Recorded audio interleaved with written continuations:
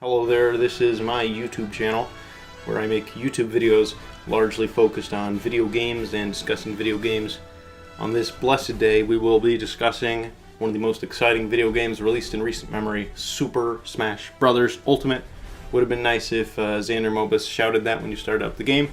Sadly, he does not. I think he did in some of the marketing material, but in the main game, sadly not. Also, you can't tilt the menus anymore, so I think I'm going to have to give this game a 0 out of 10 because you can't tilt the menus. God damn it, Sakurai, you had one job. I got this game on the night of the launch. Since I'm in PST time, I was able to pick it up at 9 p.m. That was really nice. Got the Super Brothers Smash! And since I was there early, got this special little Smash Brothers pin. Wow, aren't I special? There were only like 5 of them at the event, so I was very, very blessed and very, very privileged to receive that. And I also got this little coin thingamajig, commemorative coin that says Super Smash Bros. On the back, and it has this logo in front. I like the pin more because it's more special. Anywho, I got this game. Obviously, a lot of people talk about it online.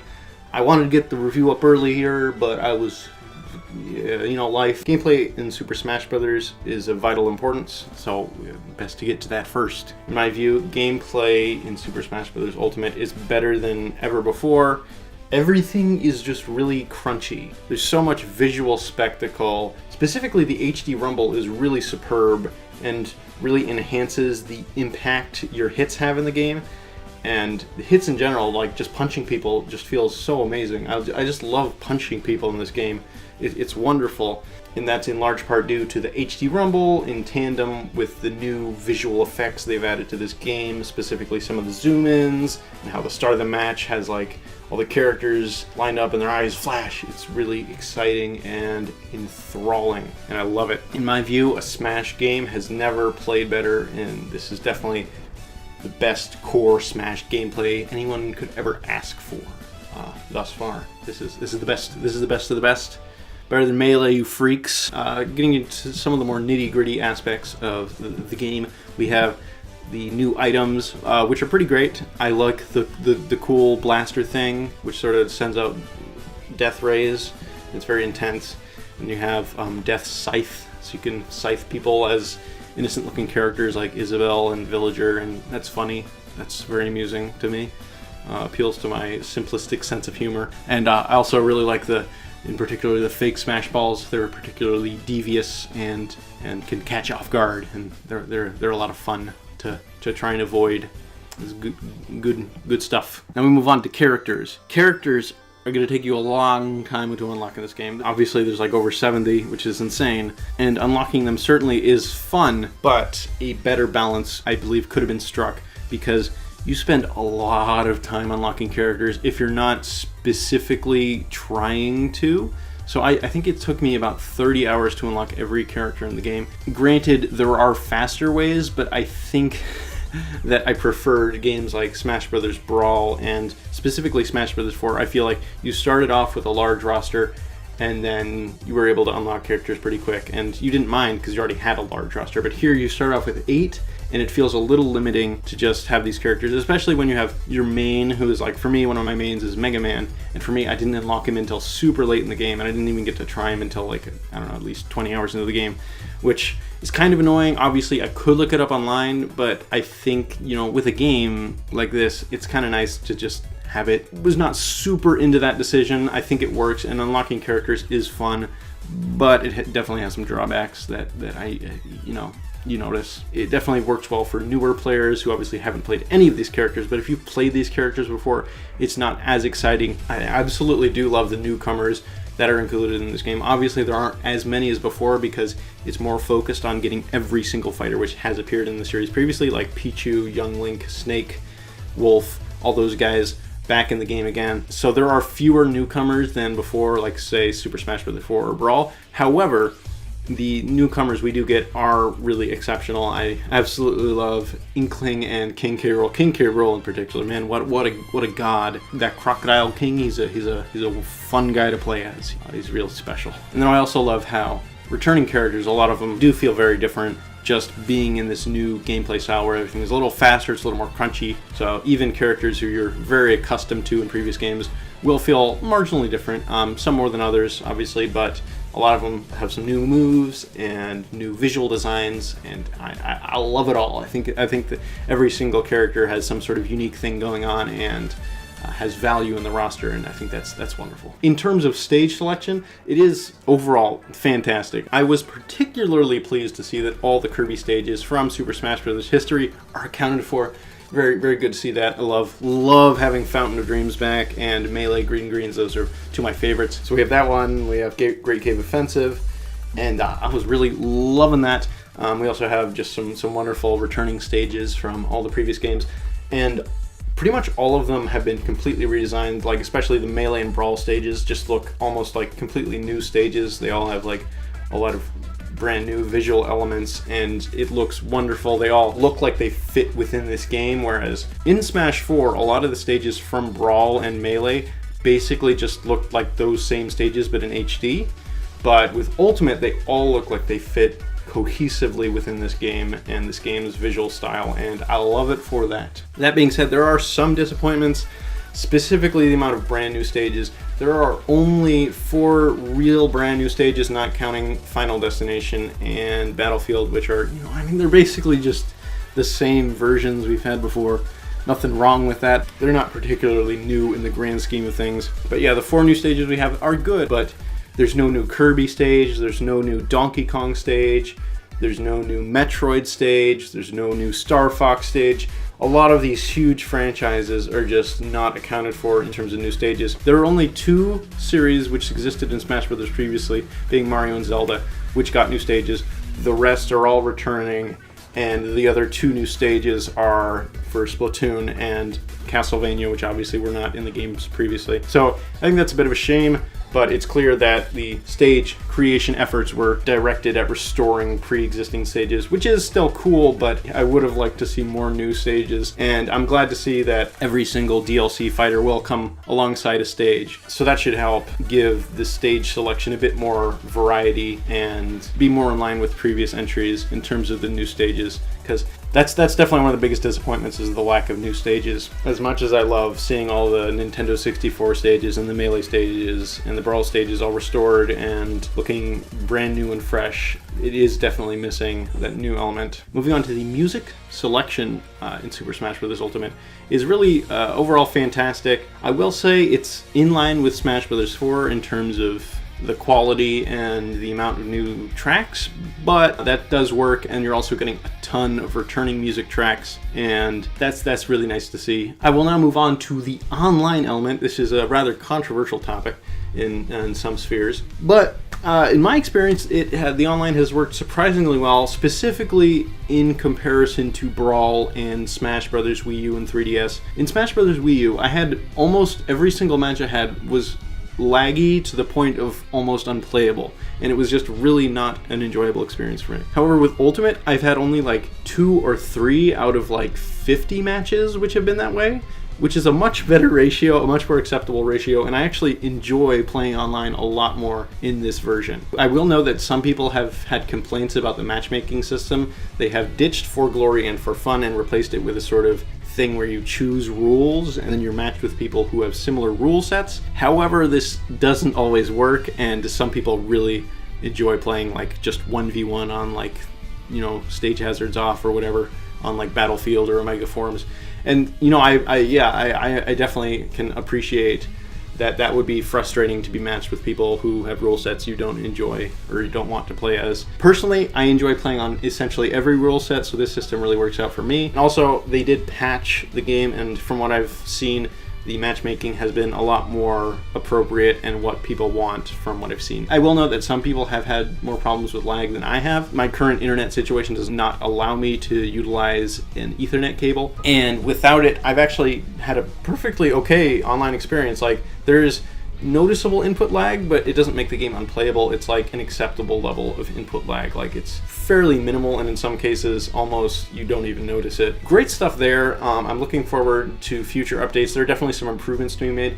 My main complaint is that in quick play, once you finish a battle, you have to exit that lobby to change your character, and you can't just change it. And I think Smash Wii U had the ability to do that, so I don't know what the excuse is here. It's very odd, and I hope to see that patched very soon. But either way, online works. But definitely local play with friends is the way to go. So everything up until this point has been just about the core Smash gameplay. Fighting with people, multiplayer, goodness. If the game was just that, it would be a 10 out of 10. If I'm just talking about that, it's essentially Super Smash Bros. Perfected. However, there's a few areas in which I was not as pleased as I might have hoped to be. And that is the single player modes, specifically World of Light as it is known, and that's the adventure mode essentially. My first impressions of World of Light were pretty rough, but as I kept playing I sort of learned to really enjoy it, and it was pretty addictive. I enjoyed playing it for when I did. It was a good deal of fun once I got used to how it worked, although that did involve kind of lowering my expectations and sort of just accepting World of Light for what it is and what it is not. One of my biggest complaints about World of Light is that I wish there was more content aside from just normal Smash battles with special rules, because that's about 95% of what you do in World of Light. You basically just do spirit battles, which you fight against a fighter which is possessed by a various video game character, and they have special rules and sort of things and elements that sort of represent that spirit character. And it's really cool to see all these spirits sort of represented, and the unique and fun ways that the team sort of came up with to make that battle feel like you're fighting that character spirit. But that is basically all you do for the duration of the mode. You basically just walk around and you level up your spirits, and it's fun. I appreciate how long it is. There's a lot of stuff to do. And I saw some people got sort of burned out on it. I didn't really. I'm still only about 60-something% done. And it took me 15 hours to get to the end initially. And that was with me basically, I wouldn't say I was rushing, but I was pretty focused on just doing the main stuff that I needed to, and then I'm now doing the sort of other stuff, the sort of extra stuff. Yeah, those 15 hours I really valued. I thought that was a great time, just going through the map and then figuring out how the spirit system worked. So unfortunately, the element which I was most anticipating in World of Light, being the story and cutscenes, is probably the most lacking aspect. There are very few cutscenes, and none of them are up to the quality of the intro, which I was very, very displeased about. And I can't help but compare it to Subspace, because it really does have a lot of similarities to Subspace. It's a single player mode. It's, the main story mode. It has an amazing opening cutscene. The story element specifically was lifted from an element of Subspace, where all the characters are defeated and you have to go around collecting them. That was taken from Subspace specifically. But the rest of it just does not live up to anything Subspace did in terms of scope and content. Like I said, there is very little content which is exclusive to World of Light. The bosses can be fought in classic mode. Obviously all the stage arenas and characters you fight are obviously just characters from the main game. All the items are just from the main game, and they're all just basically remixed into Spirits mode. You can also do spirit battles outside of World of Light on the Spirit board. I do appreciate how the mode is sort of designed for the Switch, in that it can be played very effectively in short bursts, or you can play it for longer periods of time, since it is a fairly lengthy mode, so it'll keep you busy, and I appreciate that. Certainly more busy than Subspace would keep you, because it has more stuff to do, but the stuff that you're doing isn't as unique or interesting as the stuff you did in Subspace, in my view, where you had actual stages with unique assets and enemies. I know a lot of people don't like it, but I do. I think it's fun and cool. And then obviously the biggest thing we're missing is just the cutscenes. I was not expecting the level of cutscenes of Subspace, but I kind of feel like they might have raised expectations too high by having the intro be as excellent as it is and as promising as it is, because nothing else in the mode is even slightly as interesting. The rest of the cutscenes are well animated and they look nice, but all they do is illustrate this fairly bare-bones story, which isn't a bad thing, but you don't see any real character interactions between any of these characters. And that bothers me a little bit, because we barely got any in the intro, and what we did was awesome. But the thing about Super Smash Bros. Is that it's this amazing crossover with all these amazing iconic characters, and yet we never really see them interact in any meaningful way outside of battles, character trailers, and that's about it. You don't get anything else, and that's what I think Brawl really was onto something there. Subspace's story was about as in-depth as World of Light's story, but the exception is that Subspace had so many unique character interactions that actually felt like things were happening in, you know, a sequential order. It felt really grand, and World of Light has that, but just to such a lesser degree, and specifically the character interactions. Like I can't help but be bothered by the fact that, again, we have this phenomenal crossover, and just none of the characters like feel like they exist within the same universe. Like they just feel like they're in this video game and you can play as them. I understand, like I appreciate why they didn't go the route of Subspace, because that's a ton of work. I definitely understand that, and a lot of resources to put towards that. Obviously, if they're leaked online, then, you know, Sakurai is obviously very opposed to that, and he's been vocally opposed to that in the past. But I don't know, I feel like there was you could have done something more. Some sort of character interaction is really missing from the series. It was especially apparent in Smash 4, and I felt like they had a very valid excuse for that, in that they didn't have a proper single-player mode, and they were essentially developing 2 games at once. So devoting so much time to a single-player one, which presumably would have been on the Wii U, would have been perhaps a waste of resources in their view. But for Smash Ultimate, they had this infrastructure, they had this mode in place which could have fit those things into it. And I get it would have been hard to do in the way that Subspace did, because obviously World of Light is more non-linear and it obviously doesn't have a story focus. But I feel like they could have done a little more, because as is, it kind of feels like a bit of a sterile mode. There's just not much to it, and you just don't really get a sense of the story just because you're just playing it and you don't actually see any of the consequences or how this affects the characters that you're fighting as. Every single Smash game that comes out, every single time I'm like, oh, let's get a story mode. Let's get a mode with story. And we never do. And it's disappointing. I do understand that, you know, not everyone cares about that, and I agree with everyone that the main focus should be on having amazing multiplayer gameplay, because that's what Super Smash Bros. Is obviously focused on. But there still should be room for something else. There should be room for a little more than what we get, and I don't think that's too much to ask for in my view. Even if I did like World of Light as is, it really just had the potential to be a lot more. Then I also just want to touch on the bosses. I was really happy to see the bosses that we did have, although there are kind of too few of them, especially in Spirits mode, because the bosses are basically the only gameplay element that sort of breaks up the just static Smash battles, and there's just really few of them. They're definitely the highlights, but yeah, just kind of lacking in terms of the amount. Also, Marx is a horrifying little creature. I love that he's here. Really pleased with his inclusion. He's probably the most iconic Kirby boss, so he definitely fits his Super Smash Brothers. And they made him really, real scary looking. He looks real creepy. Even his base form is a little off-putting. More so than, like, you look at Star Allies and HAL Laboratories just like, oh, we got Marx back. He's so cute. And then Sakurai's over here is like, hey, we got Marx. We're gonna make him terrifying. Look at this guy. What is that? What is happening here?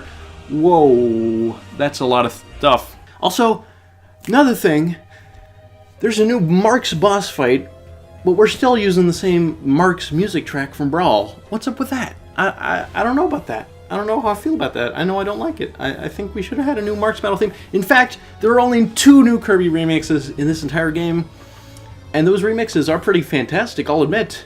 But that's only 2. That's not enough. We need more of those. In terms of spirits also, I just want to mention that there's some pretty wonderful representation. It's incredible to have characters like Shovel Knight, QB, the Rabbids, Shantae, all in Smash Brothers. It's really wonderful, especially the indie stuff. Like, I just love seeing Nintendo themselves recognize it in Super Smash Bros. Ultimate, which is such a monumentous game. So having, you know, a little bit of indie stuff in there is really wonderful, and I really love seeing that. And also, yeah, my boy QB, I love the amiibo functionality, how if you have an amiibo which is a non-character like QB or Shovel Knight, that amiibo will work in the game, and you can unlock that spirit with it.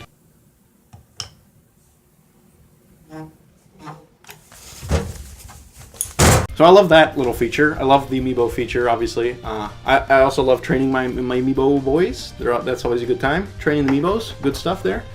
There's also this one spirit, Bandana Waddle Dee. I know people say spirits don't deconfirm characters, but I'm not sure if I believe that. Cause, like, I don't know. They have this definitive. They have this class of spirit, which is a fighter spirit, and then they have the rest of the spirits.